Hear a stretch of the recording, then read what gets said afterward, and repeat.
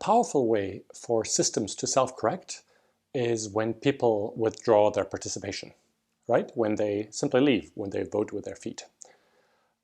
And I already mentioned this in a previous video with some examples about self-correction. And here I want to go a little deeper because I think it's a very important concept and it's almost totally counterintuitive, right? In traditional organizations, you've been given a job or a project team, or you've been asked to join a meeting. You can't simply walk away, right? Really, that's the last thing you should do. I mean, that most likely will get you fired, right? Because the whole construct is that some people, towards the top of the organization, in their experience and knowledge and wisdom, have decided that this project is important, or this role is important, or this meeting is important, and then, our role is to execute on that, right? So you can't simply walk away, or this whole edifice sort of will start crumbling. Now, in self-management, no one is forcing you, to take up a role or a project or to be in a meeting, right? If you don't like it, you can simply walk away. Now, obviously, don't misunderstand me. I'm not advocating for the fact that, hey, this thing is a little boring, let me just stop doing it. That never happens in self-managing organizations, right? Remember, in most self-managing organizations, people really identify with their work and their organization. So if there's, part of my job that is boring but is useful, of course I will do it, right? Obviously. What I'm talking about is moments where I feel that, hey, you know what? My time here doesn't feel very useful. Like, this is leading nowhere. Like, I'd better spend my time elsewhere. That would be much better for the organization and its purpose, right? And in that case, by any means, walk away, right? So walking away in that case should not only be tolerated, it should be actively encouraged, right? And that sounds crazy. And the reason for that is that when people withdraw their participation, they're actually acting on a very precious weak signal. And here I want to bring in this very important notion of weak versus noisy signals, which is something that I almost never hear people talk about. And to be honest, I didn't talk about it much in the book at all. But it's this notion that most problems start by giving up weak signals. And only over time do they grow to these bigger problems with noisy signals, right? We probably all notice from, our private lives, right? Like when, I don't know, if somebody has a burnout or, some illness or a pretty ugly divorce, or in almost all of these cases, these big, noisy, disruptive signals, actually, if we look back, already were preceded by a lot of weaker signals that we simply fail to listen to, right? And so the whole goal of self-correction and self-management is to pick up the weak signals while they're still weak, and they're very easy to correct, and pretty much no harm is done yet. And so, hey, I pick up a weak signal, and the system starts self-correcting. Rather than what happens in many larger organizations, some people hear these weak signals, but they don't get picked up by the hierarchy, and so the problems go bigger and bigger, and at some point they become these huge problems, and then it's a very painful correction that happens, right?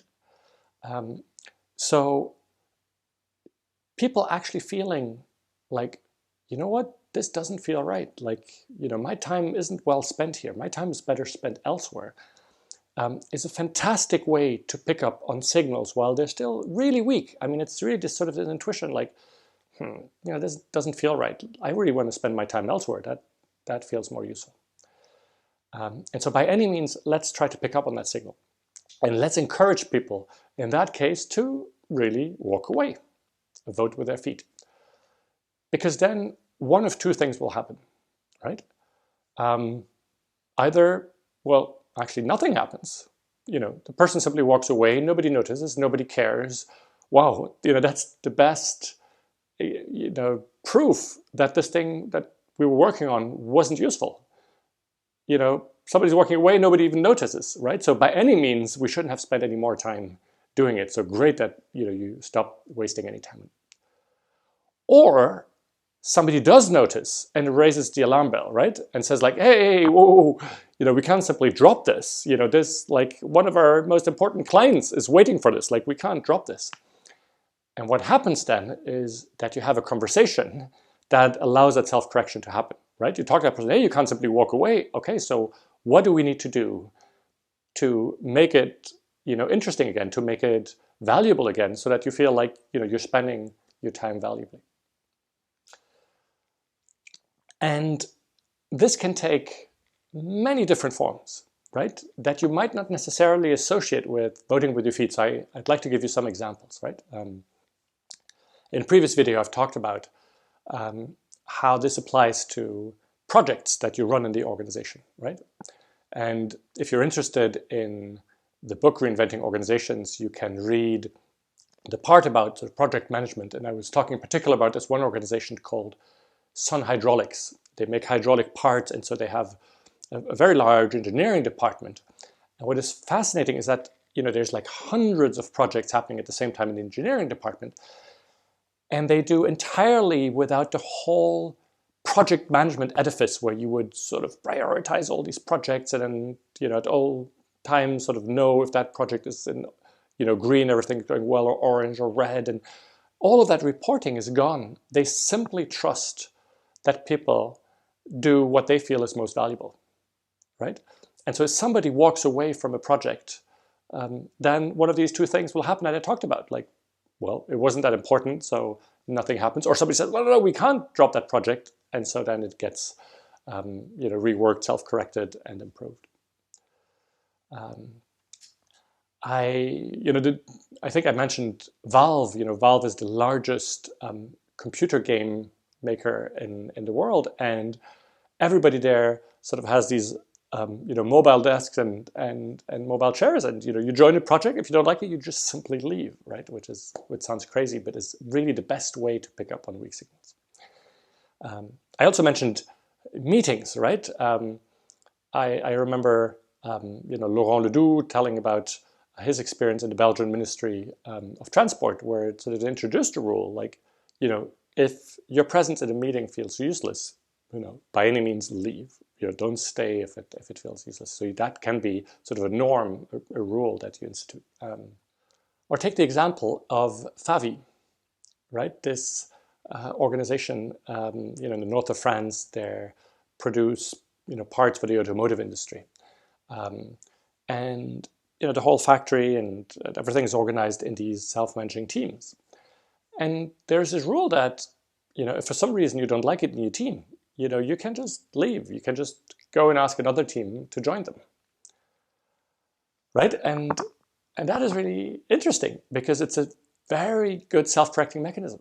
If for some reason in our team the atmosphere is bad, if something isn't working, I'm out of here. Now, if several people do that, that will for sure prompt a conversation about what's happening in the team, and then the team will self-correct, and maybe people will come back.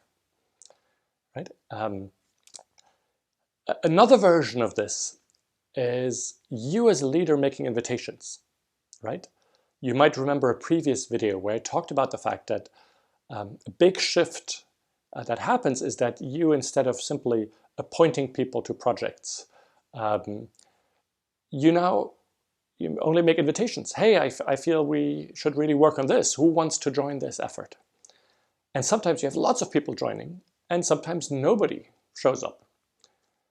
And that's a wonderful weak signal, right? Let's not get this thing launched if nobody in the organization is excited about it, right? It means that either it's not important and it shouldn't even happen, or maybe it's important, but you haven't been able to articulate it yet in a way that is compelling. So, also let's not start it. Let's set that, self-correct it, and suddenly people will come and join you. Some of you might be familiar with open space technology, right? It's a way to run a workshop with sometimes, everybody in the organization, with a very large number of people, to start looking at what are the problems that we have and how do we address them. And the whole principle of open space is basically people vote with their feet, right? There is no set agenda at the beginning, so people discuss what the problems are, and then you have all these problems, and then people just go towards the team and self-organize to try to address these different problems. Another example is in holacracy, the fact that no meeting starts with an agenda that would have been set before, right? And again, that sounds counterintuitive, right? It's almost a rule of a well-run meeting is that there's a very clear agenda, and the agenda has been set up front so people can prepare. And what people do in holacracy and some of these other methodologies is to say, no. What we want is to see what is, where is the energy at the moment people start the meeting. Because maybe otherwise we have an agenda point that was decided 3 weeks ago. But by the time the meeting comes, this is really not the most important thing we should be spending our time on, and then everybody is wasting the time. By making the agenda on the fly, we're sure that we're really working on the right issues. Right? And could be many more examples. But so it's a fundamental principle is that we want to honor when people withdraw their participation and feel that their time should be better spent elsewhere. That's a wonderful weak signal. And one really powerful way to think about it is to contrast what happens in traditional organizations with organizations where this is allowed and encouraged. Right? So in traditional organizations, how much of our energy and our time is wasted on stuff that doesn't feel that useful, right? I've been part of many projects where, if I was honest, very early on, I had a sense that, I would deliver the project, but nothing would really be implemented, nothing would really happen. How many jobs, are bullshit jobs? There's like a whole book written about the fact that so much in our economy is sort of bullshit jobs. How much of our time do we spend in meetings? And people complain because they know that these meetings aren't useful. So an enormous amount of our time and energy is wasted. Now compare that with an organization where no time is ever wasted, or almost none, because as soon as I feel that my time is wasted, I walk away, I do something else, right? That's one of the ways to understand why self-managing organizations seem to be so extraordinarily productive, so extraordinarily powerful, is because if they're not, the system simply self-corrects, you start doing something else, or you do what you were doing, but you correct it because there's no reason to continue doing it in a wasteful way.